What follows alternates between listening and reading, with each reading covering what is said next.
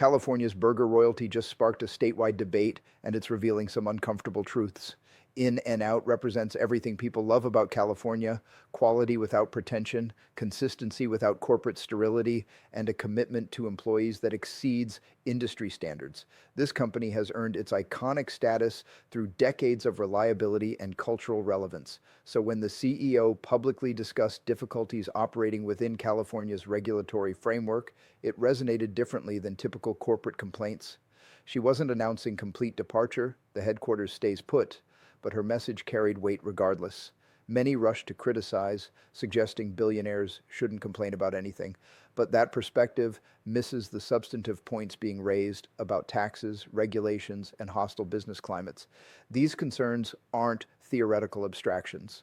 They're manifesting in measurable ways through unemployment statistics and corporate relocation patterns. California currently shares the nation's peak unemployment rate at a concerning 5.4%. Meanwhile, companies steadily migrate toward states offering friendlier environments. The Public Policy Institute of California recently published comprehensive research documenting these trends, and the data is striking. Headquarters departures are accelerating while arrivals decline. The reasons are straightforward: excessive regulation, elevated taxation, and operational complexity that other states avoid. When even In-N-Out's CEO acknowledges these problems publicly, dismissing them as insignificant becomes increasingly difficult to justify. Recent employment statistics reveal that California now shares the nation's peak jobless rate with Nevada.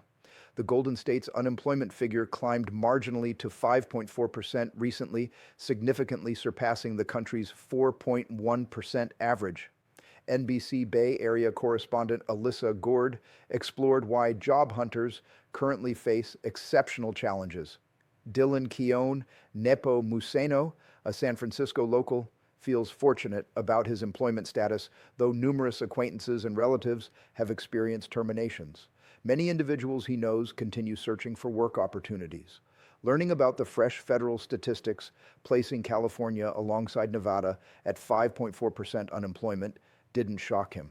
Michael Bernick, legal counsel at Duane Morris and California's previous Labor Department chief, believes multiple elements contribute: recruitment expenses, tariff unpredictability, immigration concerns, and artificial intelligence advancement. The data doesn't indicate rising terminations necessarily. However, organizations are implementing recruitment freezes or halting hiring choices. Workers expressed gratitude for their positions while acknowledging the strain from unfilled vacancies at their workplaces.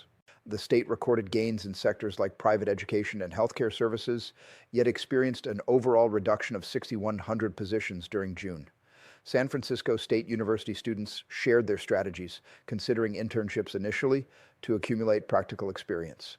They're seeking methods to distinguish themselves in this competitive market, particularly within the Bay Area's white-collar sector. Competition has reached levels unseen across 47 years, according to Bernick. Job hunters face demanding circumstances. While positions continue appearing, securing them demands considerable persistence. Despite the reporter's analysis in that segment, numerous factors beyond immigration and artificial intelligence affect employment losses. He avoids addressing genuine causes behind California's joblessness and corporate departures. Being from the Bay Area, discussing authentic reasons for this business withdrawal and elevated unemployment appears uncomfortable. Interestingly, healthcare represents the sole sector adding positions. They consistently pour substantial funding into healthcare through government contracts and similar arrangements. As stated, the unemployment percentage increased by 1/10 of a point to 5.4, marking the nation's peak rate. Although Gavin Newsom and state Democrats frequently highlight California as the world's fourth or fifth largest economy, we now hold America's worst unemployment record.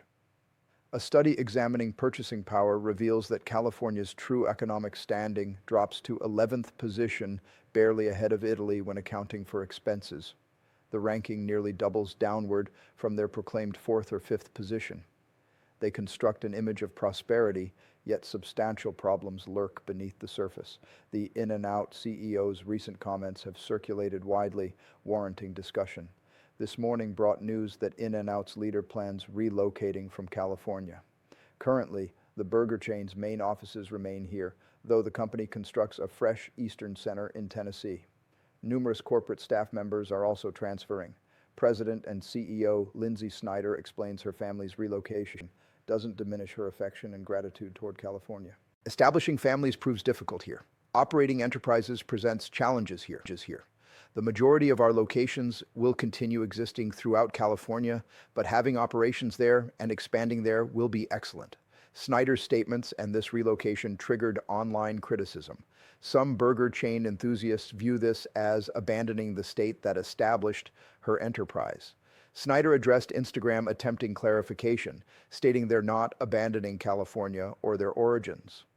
Tennessee expansion offers In-N-Out team members fantastic chances to purchase homes, establish families, and participate in expansion across different American regions. This sparked considerable criticism because people responded with sentiments like, "Poor billionaire lady worth $6 billion must flee California. Being incredibly wealthy in California is so challenging." This misses the genuine issue regarding taxation frameworks and regulations, the difficulty of managing businesses, and their attempts to heavily tax wealthy individuals regarding income and taxation throughout California. Someone who, if you're driving away the CEO of In-N-Out, a quintessential California company, so stereotypically Californian, it's woven into our culture. That's quite severe. This demonstrates California's business, regulatory, and taxation structure is so hostile, not merely at the business level, but personally too, that even a California institution's CEO willingly relocates entirely across the nation just to escape California. This requires mentioning because everyone anticipated this outcome when they enacted higher minimum compensation for fast food employees because it kept climbing upward, initially $16, then $18, finally reaching $20 hourly. They observed a decrease in fast food employees. The state lost roughly 18,000 positions, according to fresh National Bureau of Economic Research findings. NBER reports indicate the compensation increase from $16 to $20 hourly seemingly backfired on workers, with the state's fast food industry experiencing employment decline by 2.7%, or 18,000 positions compared to other national regions. In-N-Out famously pays employees even better wages, so that can't explain it. Everything connects to what I want to explore. Appropriately, the Public Policy Institute of California recently completed and released a fresh study. This provides fascinating examination material. Several crucial findings from this research merit exploring regarding companies abandoning California headquarters. There's clearly momentum and withdrawal of businesses leaving California. Specific figures and charts deserve highlighting. The Public Policy Institute of California produces excellent work, so their publications reflect thorough research. That's why I wanted to present this information. This initial chart displays that California headquartered companies increasingly relocate elsewhere, taking positions with them. In-N-Out isn't a perfect illustration since they're maintaining their main offices within California. However, considering companies like Tesla, Facebook, and other corporations departing California, the Silicon Valley major tech firms moving to Austin and similar locations, those entities are relocating. Numerous headquarters are departing. The line representing relocation to California descends steeply, continuing downward. Meanwhile, relocation from California ascends. The cumulative net headquarters and headquarters job loss continues climbing. A clear trend emerges that doesn't align with Gavin Newsom's desires or California Democratic Sacramento leadership preferences. These headquarters departing California typically move toward larger or adjacent states. Unsurprisingly, Texas appears as the primary destination for these California refugee corporations. Tesla relocated to Austin. Facebook or Meta also moved to Texas. Nevada sits right across state boundaries. New York surprised me. I didn't anticipate substantial New York movement. Florida, Arizona, these states all feature superior tax structures and fewer restrictions. Positions at relocating headquarters follow similar patterns. Again, Texas and Florida, along with other states like Virginia. Well, Virginia has Glenn Youngkin governing, so that's plausible. New York continues surprising me that New York attracts numerous corporate positions and corporate headquarters from California. Departing California headquarters favor states featuring reduced taxes and lighter regulation. Regulations and reduced taxes and lighter regulations appear most crucial to them. That seemingly drives many decisions, logically explaining why In-N-Out moved not their headquarters, but moved to Tennessee for another facility. Other companies like Tesla are moving to Texas. Business isn't welcomed here in California. California's structure isn't friendly toward businesses. I believe In-N-Out's CEO receives substantial criticism because it feels more personal to Californians, correct? This California institution, literally palm trees, automobiles, and drive-throughs, represents such quintessential California culture that the CEO departing and establishing another Tennessee facility while not relocating headquarters, she's not moving headquarters, feels like an awakening for many people. If you're frightening away In-N-Out's CEO, a California institution, how problematic is California? We've witnessed the nation's highest unemployment percentage tied with Nevada. We suffer terrible business regulations and taxes, elevated corporate taxation. We maintain higher income taxation for numerous individuals, especially CEOs. They're taking their prosperity elsewhere. Greater opportunities exist in states like Texas, Arizona, Nevada, Georgia, Florida, Tennessee, all offering substantially more opportunities for thriving and conducting business. California, Democrats never seem to consider that businesses can relocate. Businesses can depart. They're not trapped here, not chained to California, preventing departure. Sufficient pressure makes businesses leave. In-N-Out probably represents the loudest warning signal for numerous Californians that if the CEO publicly announces she's leaving California and establishing a fresh office location, that's probably the strongest indication that California genuinely needs transforming its business hostile attitude and adapting before everything collapses, unemployment surges, and all businesses start departing and heading toward exits.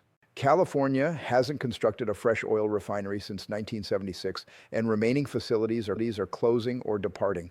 That's a problem previously discussed. The state now considers re-entering that field. Regulations and extreme laws are forcing businesses and families outward. It makes business sense. If you'll generate better profits and locate somewhere with lighter regulations and easier business operations, you'll move to these other states. It's rather obvious.